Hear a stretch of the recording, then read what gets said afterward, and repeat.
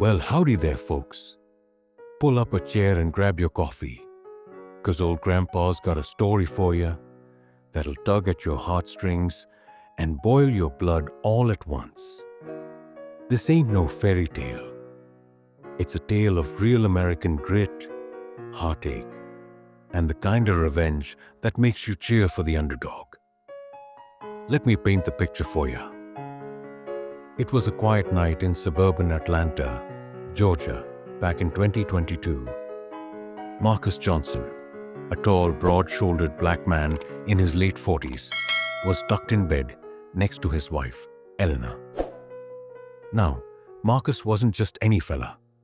He was a retired Navy SEAL commander, served 3 tours in the sandbox, led ops that'd make your hair stand on end. But these days, he was all about family.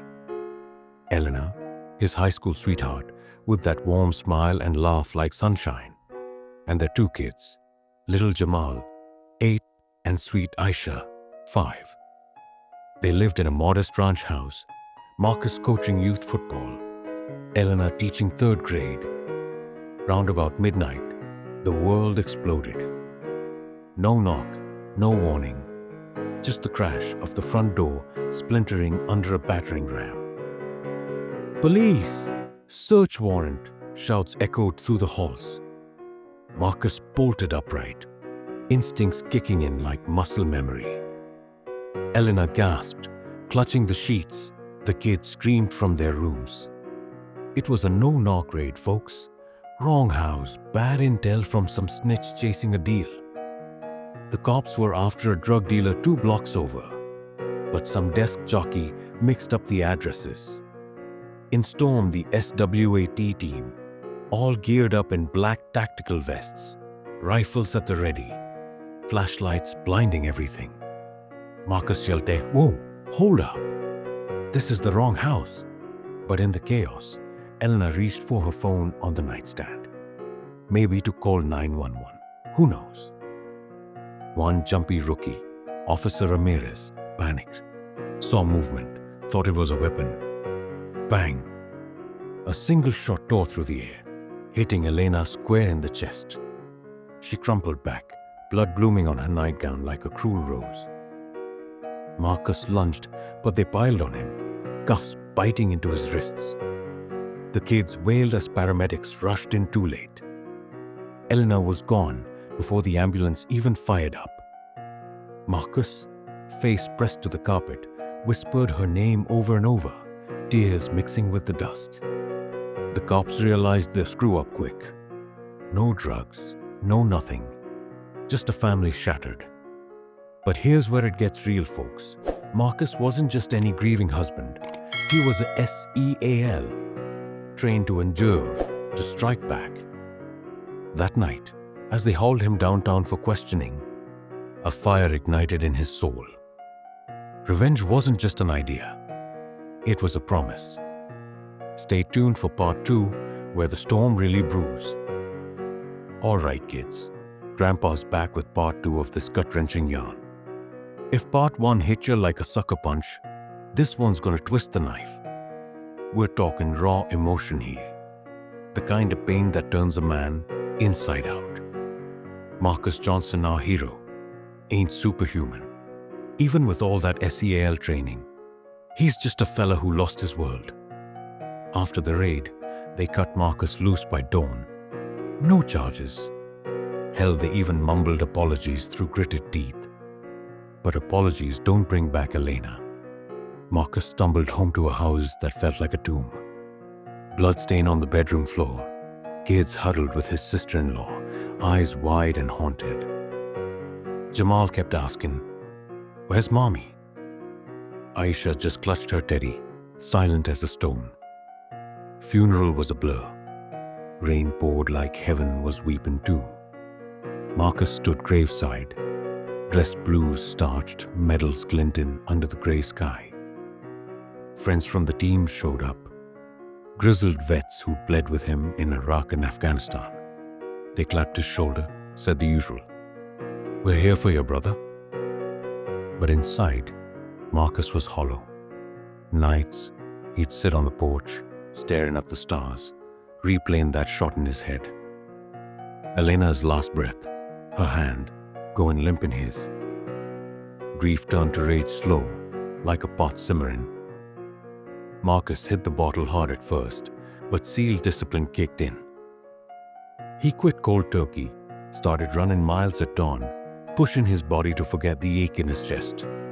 The kids needed him strong. But every news clip about officer-involved shooting fueled the fire. The department's internal review, a whitewash. Officer Ramirez got desk duty, a slap on the wrist. The captain, Harlan Brooks, a smug good old boy with a history of botched raids, called it tragic, but justified. Marcus dug deep, used his old contacts to pull files. Turns out, this wasn't the first screw-up under Brooks. 3 other raids gone wrong in 2 years. Innocents hurt, no accountability. Elena was just another statistic, but to Marcus, she was everything. The woman who'd waited through deployments, baked apple pies for Veterans Day, danced with him in the kitchen to old Motown. One night, rocking Aisha to sleep, she whispered, "Daddy, why'd they take Mommy?" That did it. Marcus's eyes hardened. Revenge wasn't about blood for blood, not yet. It was about justice the system denied. He started planning, methodical as any operation. Gathered intel on the team, Ramirez, the trigger-happy kid, Brooks, the corrupt boss, even the snitch who fed bad info. Folks, this is where the emotional tide turns. Marcus wasn't out for blind vengeance. He wanted him to feel the fear Elena felt, to know regret. Hang tight for part 3. The hunt begins. Howdy again, young'uns. Grandpa's firing up part 3, and let me tell ya, this is where the story shifts gears from heartache to high-stakes cat and mouse. Marcus Johnson, that stoic SEAL, is done grieving in the dark. Now he's the predator, slipping into the shadows like he did back in the teams. American resolve at its finest, or fiercest, depending on your view. First off, Marcus got smart. No rushing in guns blazing. That'd land him in a cell, leaving the kids orphaned. He set up a war room in the basement. Maps, photos, timelines pinned to the wall. Used burner phones and encrypted apps, tricks from his Spec Ops days. His buddy, ex-SEAL, Tyrone Hayes, hooked him up with gear. Night vision goggles, a suppressed pistol, untraceable plates for his truck. Target 1, the snitch, Ricky Valdez, a low-life informant who'd fingered the wrong address for a quick buck.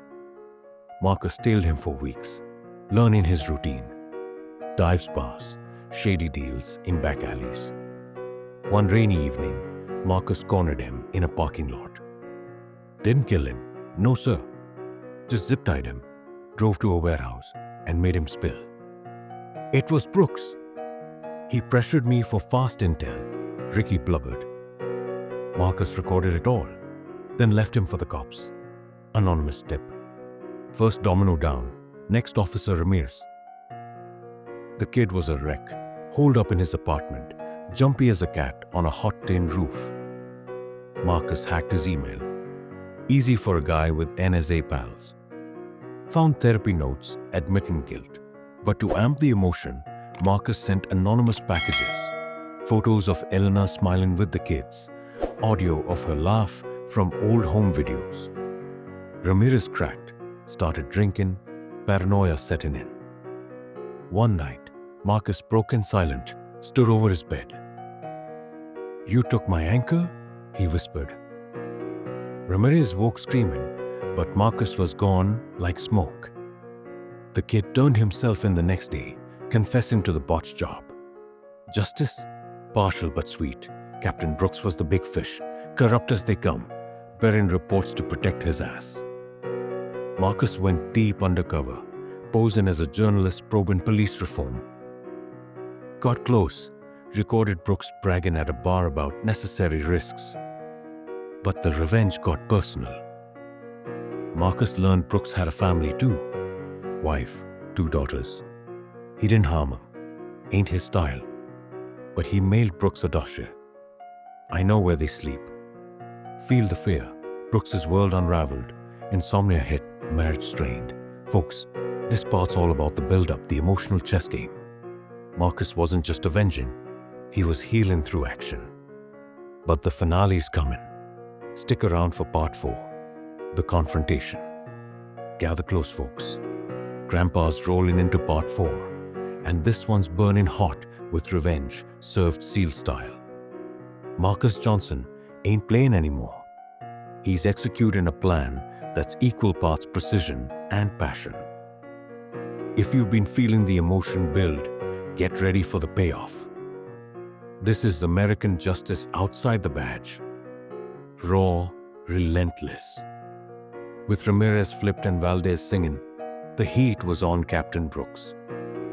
The department launched a real investigation, but Brooks lawyered up, pulling strings with higher-ups. Marcus knew the system would protect its own. Time to go rogue. He rallied his old team, Tyrone, and a couple other vets, brothers, who'd follow him into hell.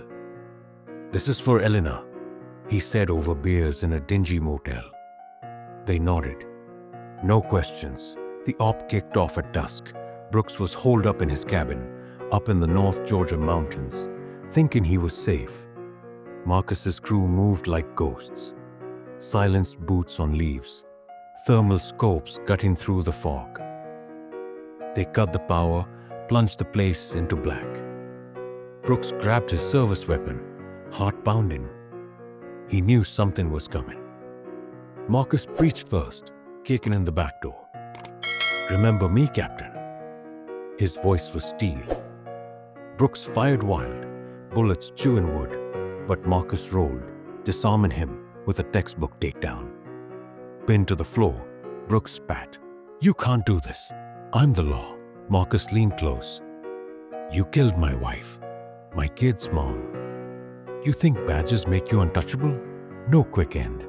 Marcus wanted him to feel it. He zip-tied Brooks, played the recordings.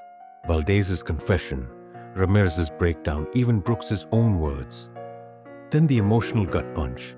Videos of Elena's funeral, kids crying. Brooks broke, tears streaming. "It was a mistake. I didn't pull the trigger." Marcus's eyes blazed. "But you led the charge. You buried the truth." The crew staged it perfect. Made it look like Brooks fled after the scandal. They drove him to a remote spot, forced a full confession on camera. Names, dates, the whole corrupt web. Marcus sent it anonymous to the FBI media outlets. Brooks ended up in federal custody, career ruined, family ashamed. No blood on Marcus's hands, just poetic justice, but the revenge wasn't done. Marcus exposed the department's rot. Leaked docs showing pattern of abuse, especially in black neighborhoods. Protests erupted. Reforms pushed through. Elena's name became a rally cry. Marcus, he felt a weight lift, but the scar remained. Vengeance healed some, but love lost. That's eternal. Who? Intense, right? One more part to wrap it up, folks. Don't go nowhere. Well, bless your hearts for sticking with old Grandpa through this roller coaster. Part 5's the wind down, but don't think it's soft. It's where the emotion settles like dust after a storm, and revenge finds its true meaning. Marcus Johnson's tale ain't just about payback. It's about rising from the ashes. American spirit, strong as ever. After the reckoning, Marcus vanished for a spell. Left the kids with his sister. Hit the road in his old pickup. Driving highways under endless skies. Thought about Elena every mile. Her favorite songs on the radio. Roadside diners serving pie like hers. Grief don't vanish. It just changes shape. But taking down Brooks, that gave him peace, knowing no other family'd suffer the same. The fallout was massive. The leaked confession blew up national news. Corrupt cop exposed by grieving veteran. Captain Brooks got 15 years for manslaughter cover-up, racketeering. Ramirez turned state's evidence, got probation. The department overhauled. No-knock warrants banned in Georgia, body cams mandatory. Marcus's anonymous tip sparked it all. Ilna Johnson Memorial Fund popped up, helping raid victims. Marcus donated quite like, using his pension. Back home, life rebuilt slow. Jamal joined Scouts, Aisha started ballet. Little wins amid the loss. Marcus coached again, but with fire. Taught kids resilience, justice. His SCEAL buddies checked in, sharing beers and war stories. Tyrone said, "You did her proud, man." Marcus nodded, but nights still hurt. He'd visit her grave, whisper updates. "We got him, baby. For you." Twist of fate. A year later, Marcus met Sarah, a widow teacher at Aisha's school. Not replacing Elena, no one could. But companionship bloomed. Laughter returned to the house, tentative at first. The kids warmed to her. Life moved on, as it does. In the end, folks, this story's a reminder. Revenge ain't always bullets and blood. Sometimes, it's exposing truth, forcing change. Marcus didn't become a monster. He stayed the hero Eleanor loved. Black man in America, facing odds stacked high, but SEAL grit won out. If this tale moved ya, and I bet it did, share it wide. Makes you think about justice, family, the fight's worth fighting. Thanks for listening to Grandpa's Yarn. Hit that like button, subscribe for more. God bless, and stay strong out there. Until next time.